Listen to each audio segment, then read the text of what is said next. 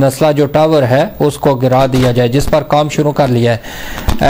आप सियासी आदमी हैं और आपको पता भी है, सारी चीज़ों को समझते भी हैं, तो ये बताइएगा कि इसमें गिराने में अवाम कितना एक फ़ायदा है, या अवाम के इंटरेस्ट के लिए कौन सा जो फैसला किया गया है, अवाम को इसका फ़ायदा भी है या नुकसान ही नुकसान है? हमेशा चीज़ें नुकसान की तरफ जल्दी में बढ़ती हैं और फ़ायदे की तरफ बहुत टाइम लगा देती हैं, इसकी क्या वजूहात हैं?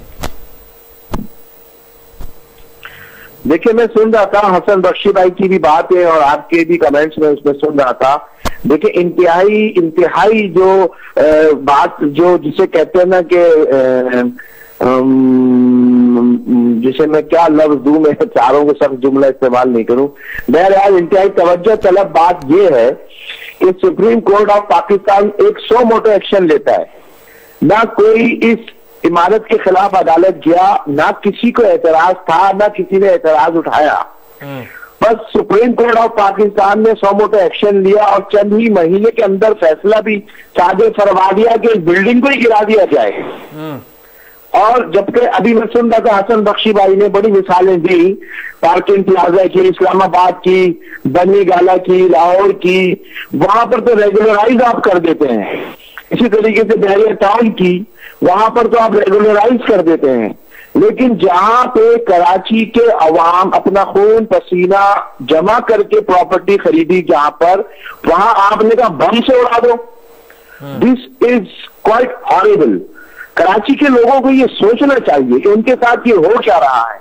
मैंने आपको एक तस्वीर व्हाट्सएप की थी, शायद अगर हो तो आप उसको चलाइए, कि कराची में हजारों ऐसी आबादियां हैं जो गैर मकामी लोग आकर आबाद हो गए और उन्होंने पहाड़ियों तक तो नहीं छोड़ा।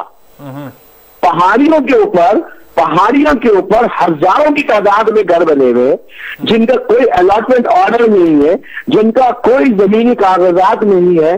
क्या सुप्रीम कोर्ट से मैं ये अपील करता हूं चीफ जस्टिस साहब से, क्या आप कभी वहां पर भी सो मोटो एक्शन लेंगे?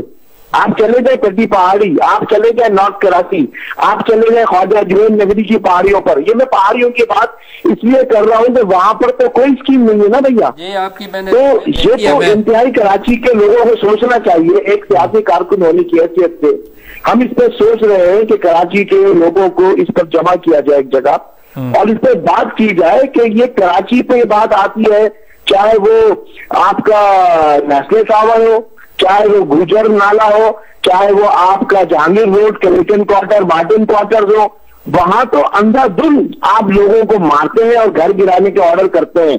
और लोग जब सड़कों पर आते हैं, कितने लोग बेचारे हार्ट अटैक होकर मर चुके हैं वहां पर। अभी गुजर नाले पर हम गए थे, वहां हमने विजिट किया, वो घर जो कि केएमसी की लीज है यार, जिन्होंने लीज दिया उनको पकड़ो।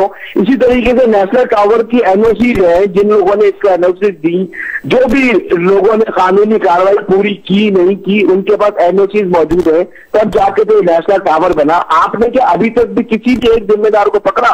चाहे वो एसडीसीए का हो, चाहे वो सोसाइटी के हो, चाहे वो पीसीएचएस सोसाइटी के जिम्मेदार हो, कोई किसी को आपने नहीं पकड़ा। आपने कहा बस गिरा दो, और देखे वो गिर भी गया, टूट भी गया, लोग बेचारे बेघर हो गए।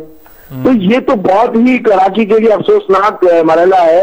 इससे कराची के लोगों का जो एहसास महरूमी है वो बहुत तेजी के साथ एहसास बेगानगी में तब्दील हो रहा है। चीफ जस्टिस साहब को इसका सख्त नोटिस लेना चाहिए और इस पर वजाहत देनी चाहिए। सही है। अच्छा, ये बताइएगा कि ये आपको फैसला जो है, आखिरी क्वेश्चन है कि ये फैसला आपको सियासी बुनियादों पर लगता है या आईनी बुनियादों पर लगता है या कुछ जाती बुनियादों पर लगता है? देखिए, मुझे तो ये जाती बुनियादों पर ही लगता है। उनको कोई इसमें पुरखाश थी, वल्लाह आलम क्या उनको फ्लैग नहीं दिया गया था, वल्लाह आलम उनके किसी रिश्तेदार के साथ कुछ हुआ, अल्लाह बेहतर जानता है। ये क्वाइट दिस इज पर्सनल।